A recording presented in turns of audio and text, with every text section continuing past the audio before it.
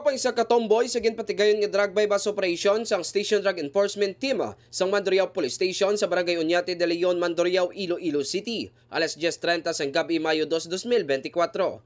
Ang subject amo si Juby May Celia, 30 anyos, residente sang Guzman Isena, Mandurriao, nabaklan na subject sa isa ka plastic sachet sing napatian Shabu gamit ang 1,500 nga bypass money. Dugang nga na-recover sa iyang paginakop ang 3 pagid ka plastic sachet sing napatian Shabu. Kagiban pa nga mga non-drug evidence.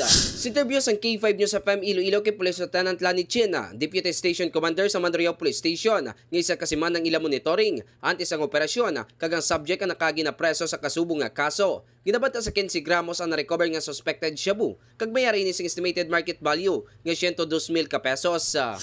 Mga ka-K5 nagpanumdum naman ang mga kapulisan nga maguntat na sa paggamit sang illegal nga droga, bangod nga wala ini siyang maayong epekto sa tagsa-tagsa. Balita nagikan sa distrito sang Mandurriao. Ako si ka-K5 Eric Canyazares para sa Kampiyon nga Balita, Serbisyo Publiko kag Kalingawan sa Iloilo. K5 News FM. This news is brought to you by, do you feel tired all the time? Do you have frequent infections? Do you have always cold? It's a sign of low immune system. Boost your immune system with Clinica D3 Bio, antibacterial, natural antioxidant, immune system booster. Clinica D3 Bio has vitamin D3, lauric acid, and monolurine to fight against all viruses. Try Clinica Vitamin D3 with Coccus nocifera.